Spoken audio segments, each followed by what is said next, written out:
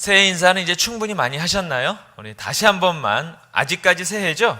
네, 새해 복 많이 받으세요. 한번 인사 좀 해주시죠. 네, 인사 소리가 좀 신통치 않은 것 같아요. 여러분들이 복을 빌어주는 만큼 여러분에게 복이 돌아갈 줄로 믿습니다. 우리 좀 더 멀리까지 한번 인사 좀 나누시죠. 새해 복 많이 받으세요. 자, 우리가 새해를 어떻게 시작합니까? 우리 개폭교회 모든 성도님들은 아마도 송구영신 예배 나오셔서 2019년 1월 1일 영시를 맞이하셨으리라고 생각을 합니다.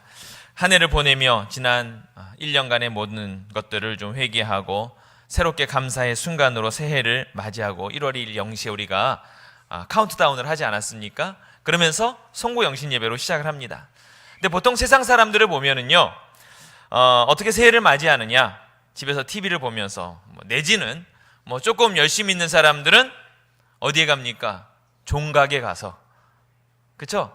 네, 보신각, 종소리를 들으면서 새해의 첫 시간을 맞이하곤 합니다. 33번에, 33번의 타종으로 새해를 시작하고 사람들이 새해 소망을 비는데, 제가 좀 찾아보니까요, 이 원래 제야의 종은 이제 사찰에서 중생들의 108가지 번뇌를 좀 없앤다 하는 의미로 108번씩 치던 거기서부터 유래가 되었다고 합니다. 그래서 제야의 종소리가 본격적으로 알려지기 시작한 것이 1929년 일제강점기 때 경성방송국에서 정초 특별방송으로 처음 시작했다고 하고요.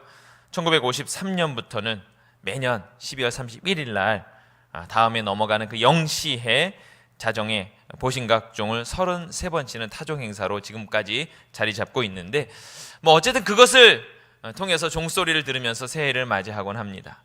각 나라에 보면 세계마다 새해 맞이하는 풍습이 다양합니다. 각 나라마다 보면 가장 중심되는 곳에서 새해 맞이 많은 사람들이 인파가 모이고 이제 축하 행사를 갖는데, 대만은 타이페이 100일 빌딩, 제일 큰 빌딩에서 불꽃 축제하고요. 남아공은 맨 남단에 있는 케이프타운에서 3일간에 거쳐서 신년 축제를 연다고 그러죠. 오스트리아 빈 같은 데는 거기에 걸맞게 무도회가, 신년 무도회가 또 유명하다고 하고요. 프랑스 파리에 가면은 에펠탑에 그냥 불꽃 축제 대단합니다.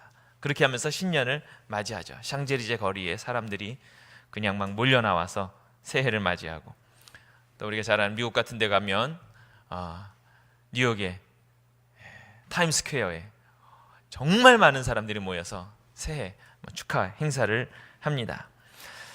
사실은 새해 맞은 지 벌써 여러 날이 지나서 어쩌면 여러분들에게는 아직 이제는 새해 느낌이 조금 지나갔는지 모르겠습니다. 근데 오늘 제가 특별히 여러 세계의 새해를 맞이하는 풍습이 있지만 유대인들의 새해 맞이하는 방법을 한번 생각해 보면서 거기에서 좀 교훈을 얻으려고 합니다. 유대인들의 새해는 우리가 종을 치는 것과 마찬가지로요, 거기는 나팔을 부는 것으로 새해를 시작을 합니다. 그래서 새해 명절을 나팔절이라고 부르기도 합니다. 유대력으로 새해인 나팔절을 히브리어로는요, 로시 하샤나라는 단어로 부르게 되는데, 이 로시 하샤나를 이틀 동안 지킨다고 합니다. 오늘 읽은 레위기의 23장 24절에 보면 나팔을 불어 기념할 날이라고 기록된 그 날이 무엇이냐 하면 바로 새해를 맞이하는 날입니다. 유대력으로 보면 7번째 날인 티슈리라고 하는 달의 첫 번째 날이 오늘 로시 하샤나라고 불리는 새해 첫날입니다. 유대인들은요, 하나님이 천지 창조를 하신 그 날, 유대인의 달력으로는 엘루럴 25일이라고 하는데, 그날부터 이제 천지 창조를 시작하셨다고 해요. 근데 사람을 몇 번째 날 만드셨어요? 6일째 만드셨잖아요. 그래서 엘루럴 25일부터 시작해서 하루하루 가다가 6일째 인간을 만드신 날이 뭐냐 하면 바로 이 나팔절이라고 불리우는 티슈리달 1일이 되는 거예요. 인간을 만드신 날. 그래서 보니까 유대인들은 하나님께서 인간을 창조하신 그날을 새해 첫날로 계산을 하더라고요. 그래서 그날로부터 시작해서 유대인의 명절 가운데도 큰 명절이 대속죄일인데, 대속죄일이 10일 뒤입니다. 그 10일간을 이 새해를 맞이하는 새해 절기로 지키게 됩니다. 그래서 그것을 히브리어로는 야임 노라임이라고 불러서 10일간 새해를 맞이하게 돼요.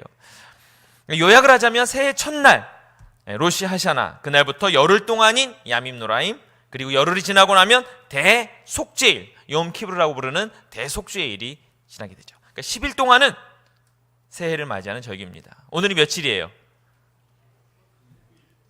예, 오늘 1월 9일이죠. 그러니까 아직 10일이 안 됐으니까 우리가 아직까지는요 새해를 맞이하는 절기입니다. 이 절기에는 무엇을 했느냐? 가장 중요한 것이 회개 의식을 갖는 것이었습니다.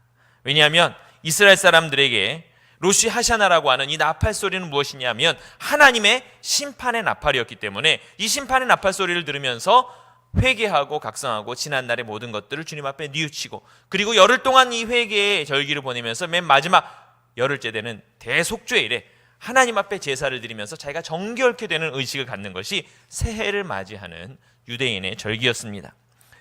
탈무드에 보면 하나님은 이 로시 하샤나의 세 권의 책을 열어서 사람들의 행위를 심판하신다고 해요.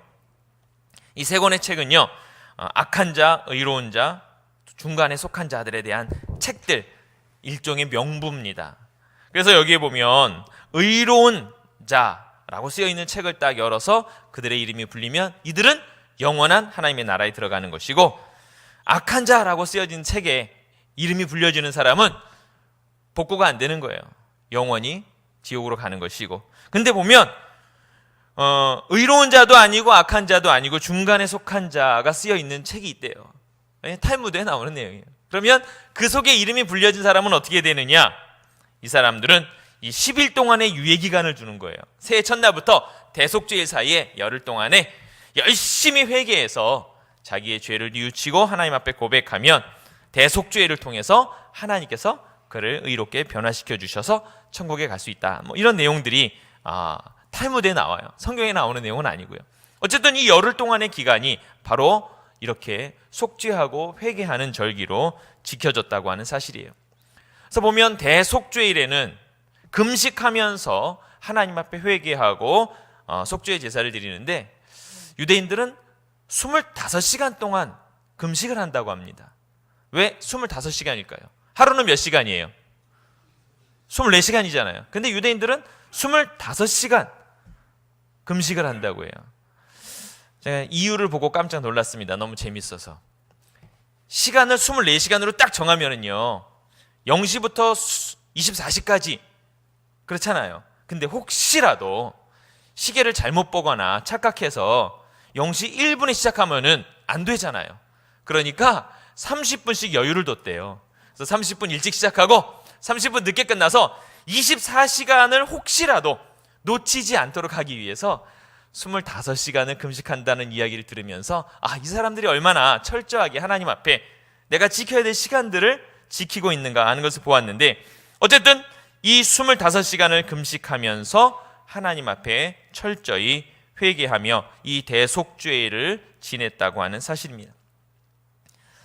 그래서 유대인들의 절기에 보면 그래서 열흘 동안 이렇게 회개 절기, 대속죄일까지 지나고 나면, 그러고 나서 또 일주일 뒤에는 무엇이냐면 초막절이라고 하는 절기가 나오게 됩니다.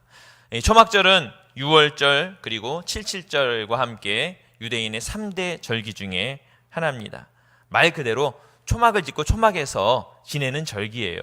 또는 장막절, 또 수장절이라고도 불리는데 같은 이름만 다른 같은 절기입니다. 레위기서 23장 그 뒤에 쭉 보면 이제 초막절에 관한 내용도 나오게 되는데, 제가 보니까 우리나라로 따지면은요, 새해로부터 시작해서 약 15일 뒤기 때문에요, 정월 대보름이라고 생각하시면 쉽습니다.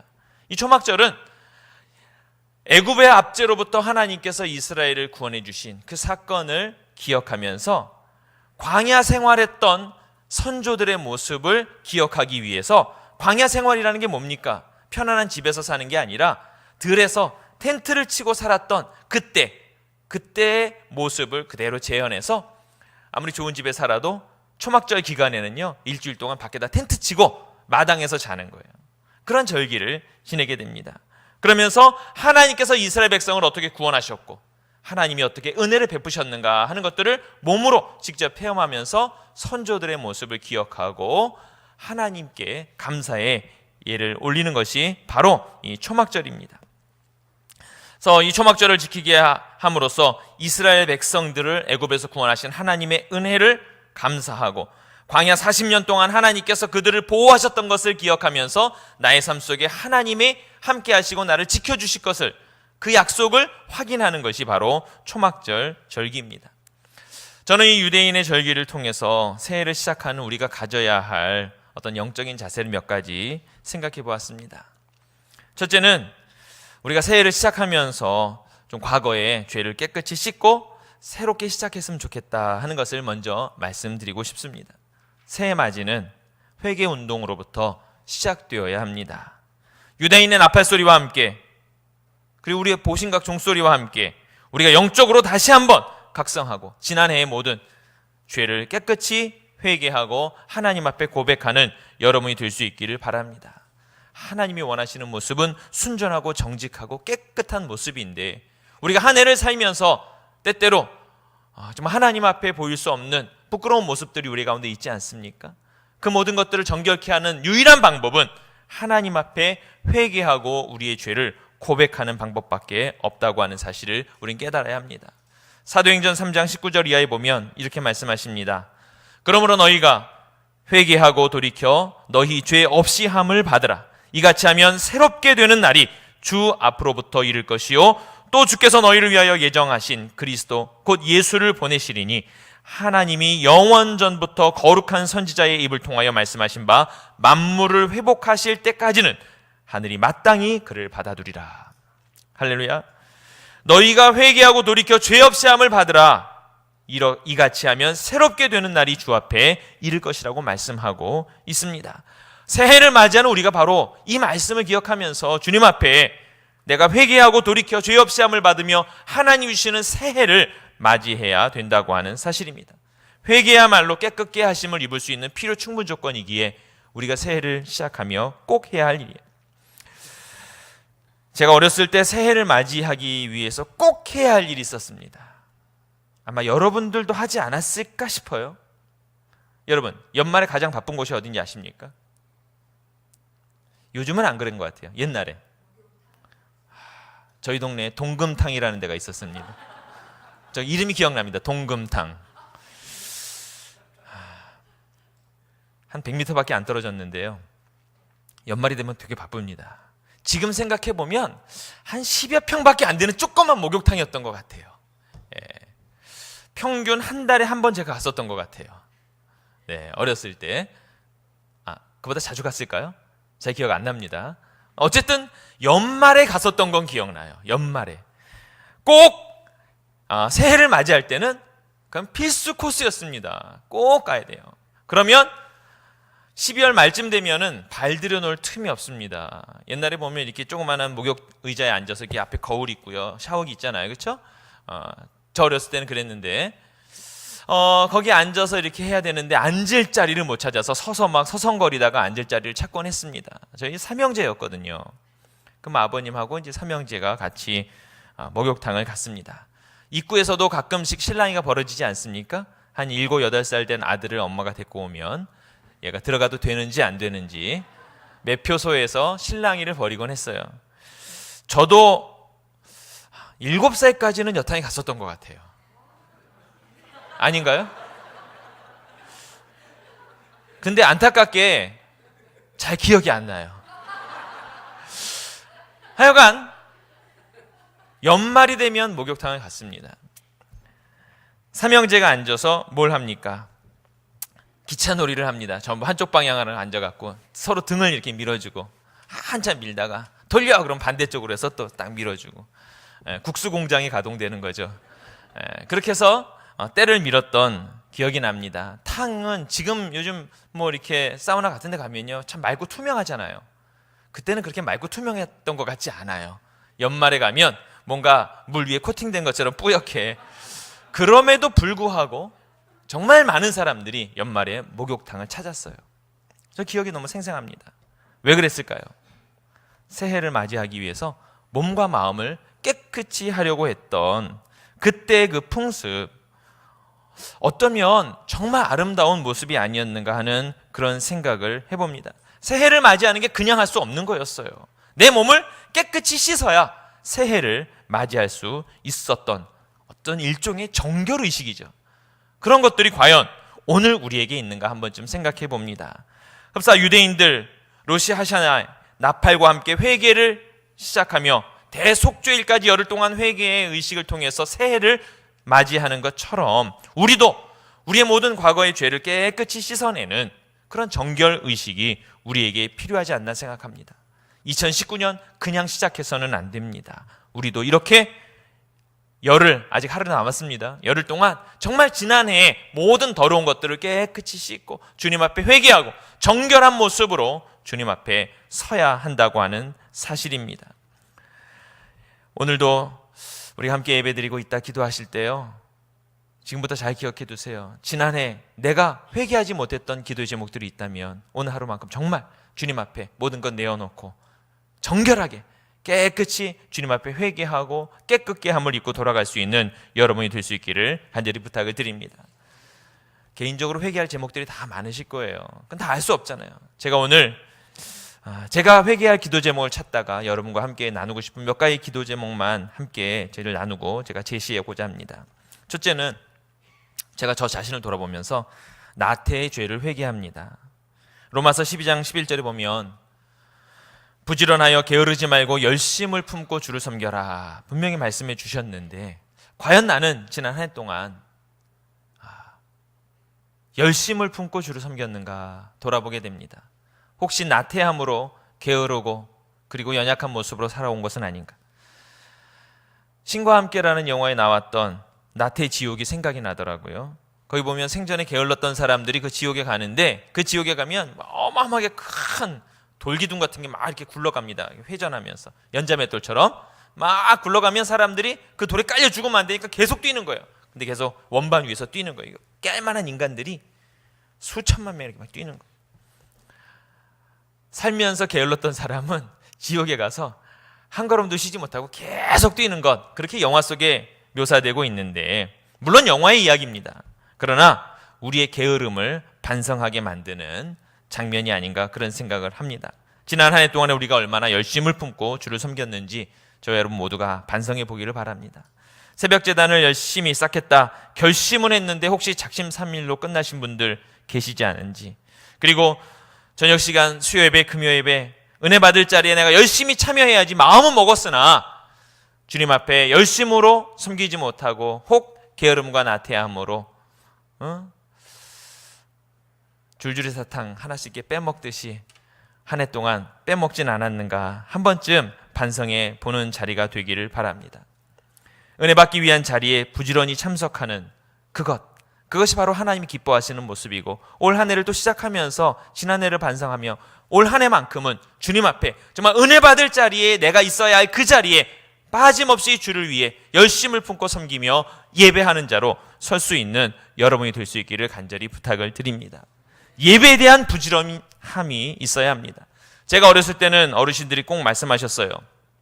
예배 시작 전에는 맨날 30분 전에 가라고 말씀하셨거든요. 요즘은 30분 전이란 말은 잘 안 하시더라고요. 요즘엔 다 10분 전, 5분 전 이러잖아요. 옛날보다 부지런함이 사라진 거예요. 열심을 품는 마음들이 예전만 같지 않은 것 같아요.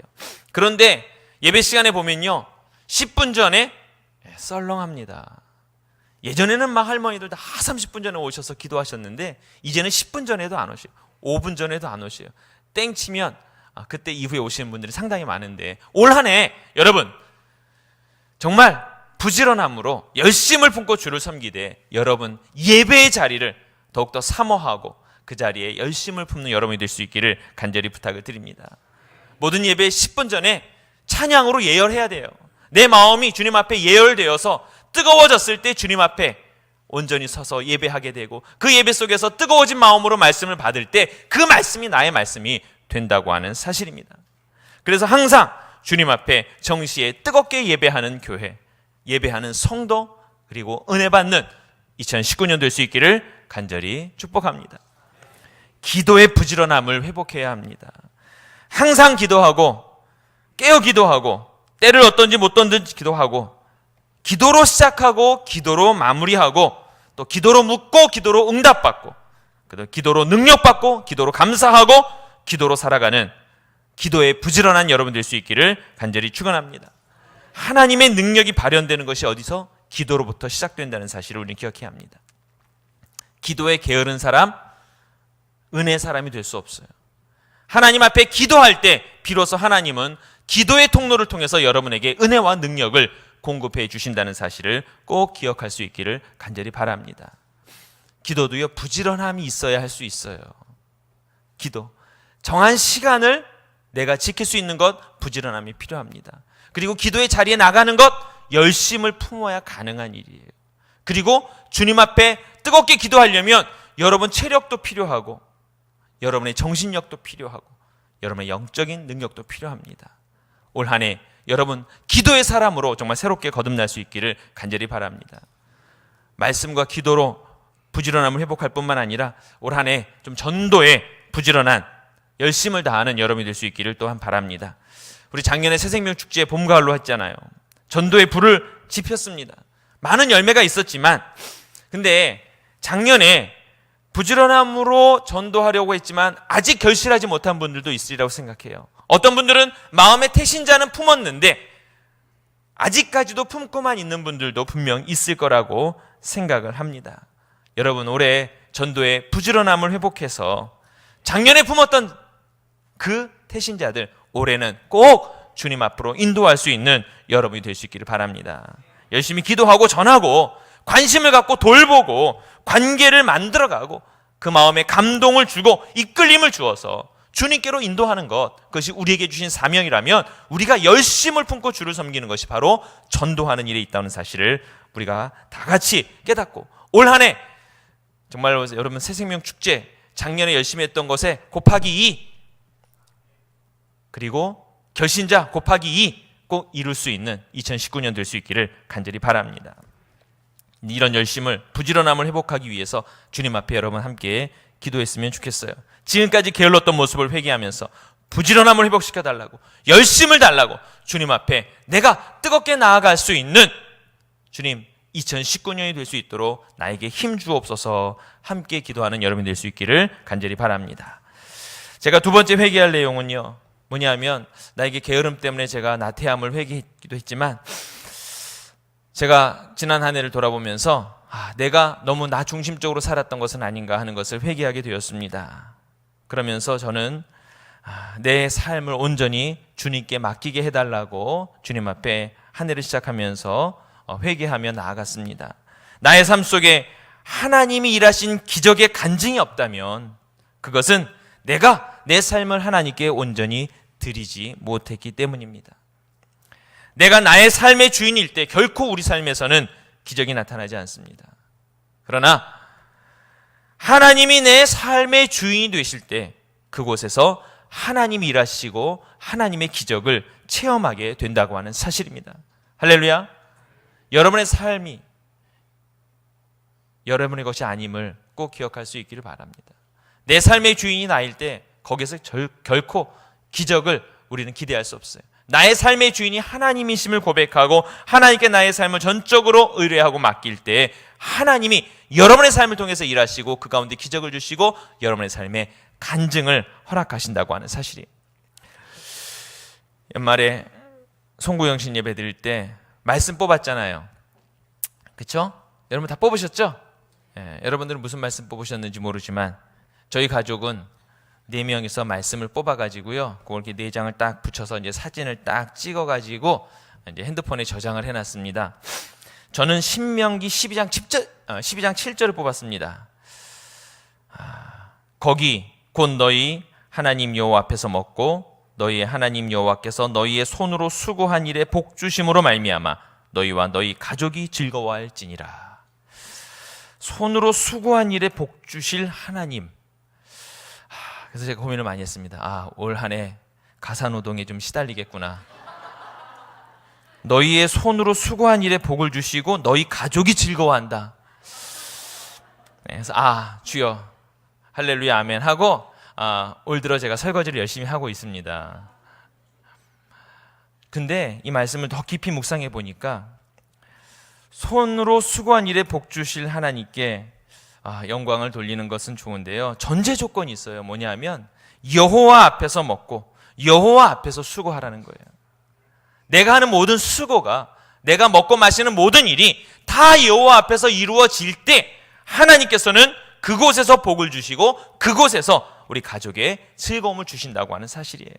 나를 위해서가 아니라 여호와 앞에서 먹고 마시고 여호와 앞에서 수고하는 삶.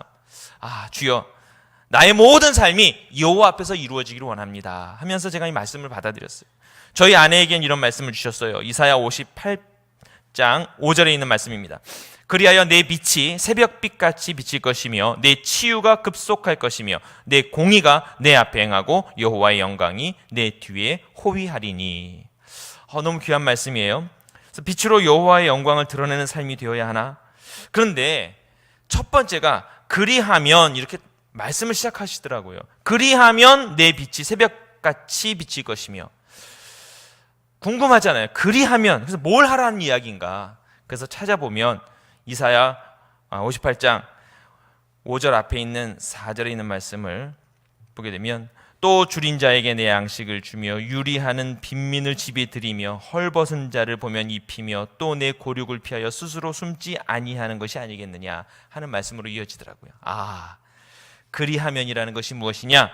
줄인 자, 빈민, 헐벗은 자 누구에게나, 그 누구에게나 몸살이지 않고 더욱 그들을 섬기는 자의 삶을 살면 하나님께서 그 삶에 새벽빛 같은 빛을 주시겠다는 말씀이구나.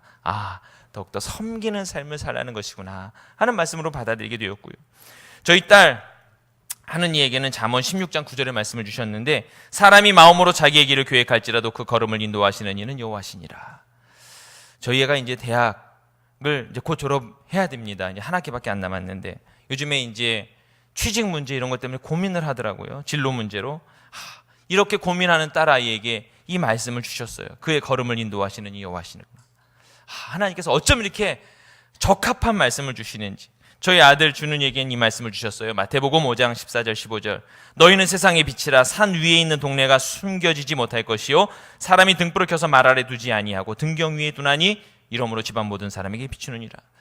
운동선수 아닙니까? 지금 이제 막 대학을 입학했는데 선수로서 열심히 운동해서 하나님의 자녀가 세상 속에서 빛이 되는 존재가 되라고 이 말씀을 주신 것이 아닌가 하면서 이 네 가족에게 주신 모든 말씀들이 맞춤형으로 어쩜 그렇게 정확하게 말씀을 주셨는지. 그래서 올 한 해는 정말 말씀을 품고 주님께 나의 모든 삶을 온전히 말씀에 의지해서 주님께 의탁하는 삶을 사는 것, 이것이 바로 올 한 해 나에게 주신 사명이 아닌가 하는 그런 생각을 하게 되었습니다.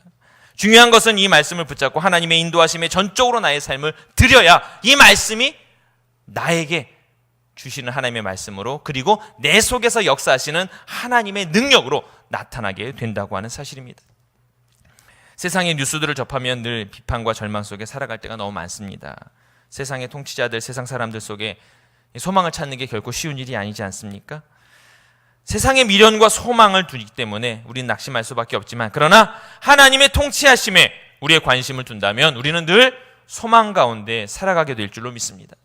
제가 가끔 TV를 보면 도자기 굽는 장인들의 모습이 나오더라고요. 도자기 흙으로 막 빚어서 그늘에다 말리고, 그렇게 막 해서 한번 구워내면 초벌구이하고 막 유약 바르고 또 굽고 이러지 않습니까? 얼마나 많은 과정을 거칩니까? 그리고 막 수천도의 온도에다가 넣고 가마에 넣고 막 오랜 시간 불을 떼서 도자기를 굽는데, 하나 도자기를 굽는데 정말 많은 열정이 들어가더라고요. 근데 가마에서 이제 식혀갖고 딱 꺼내서 이렇게 오면서 조그만 흠집이 있어도 마음에 안 들면 이 도공들이 어떻게 해요? 그 깨들이 너무 아까운 거예요. 그렇죠? 나 흠집 있어도 나 주면 내가 잘 쓸 수 있는데 다 깨버리더라고요. 그걸 깨지는 모습을 보면서 저를 봤어요.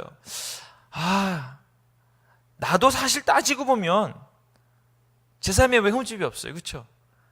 제가 온전한 존재가 아니잖아요. 어쩌면 저렇게 깨질 수밖에 없는 존재인데, 하나님 앞에 늘 범죄하고 연약하고 쓰러지는 그런 존재인데, 산산조각 깨지는 도자기 산더미 같이 쌓여있는 걸 보면서 어쩌면 저게 나의 모습이 아닌가, 이런 생각을 할 때도 있어요. 근데 거기서 끝나지 않고 꼭 다음 또 프로그램에 보면 그런 게 나와요. 깨진 도자기만 주워다가 벽에다가 막 모자이크로 작품하는 사람들 나오면 또 위로를 받습니다. 이야, 다 깨지고 정말 쓰레기처럼 변해버린 도자기인데 그걸 가지고 또 한 예술가의 손에 붙들려지니까 어마어마한 벽, 너무나 아름다운 모자이크로 재탄생하더라고요. 거기에서 저는 큰 은혜를 받습니다. 우리가 세상 속에서 어쩌면 부족하고 도공의 눈에 볼 때 흠집이 있어서 깨질 것 같은 그런 존재일지 모르지만 하나님의 손에 붙들려서 그것이 다시 쓰임받게 되면 정말 예상치 못했던 전혀 다른 새로운 예술작품으로 재창조될 수 있다고 하는 사실입니다. 부서져서 회생 불가능한 인생이라고 여기는 젊은이들이 얼마나 많은지 모릅니다. 요즘 젊은이들 말로 맨날 하는 말 있죠. 이번 생은 글렀어.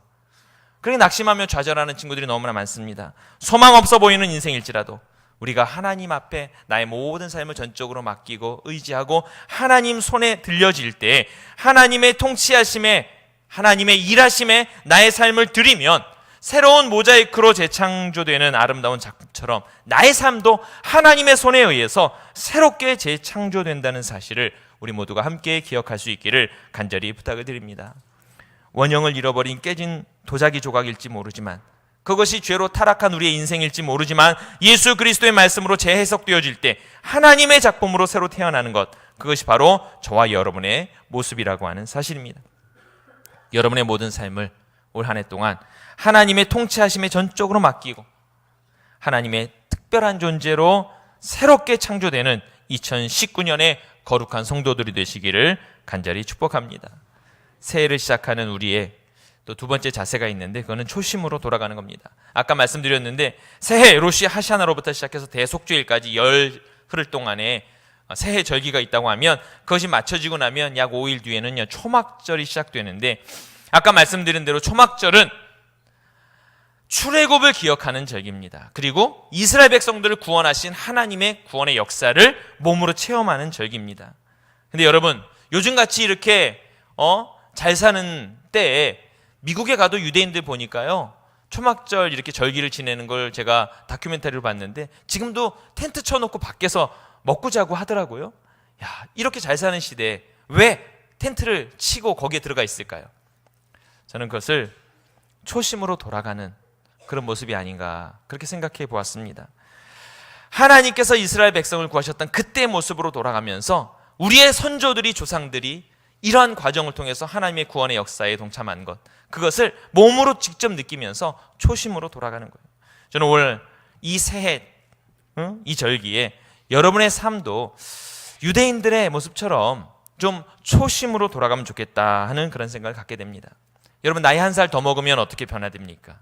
나이 한 살 더 먹으면 사실은 세상 사람들을 보면요 조금 더 거만해지고 조금 더 대접받길 원하고 이제는 선배 노릇하려고 하고 조금 더 편해지려고 하는 것이 보통 사람들의 삶의 모습입니다.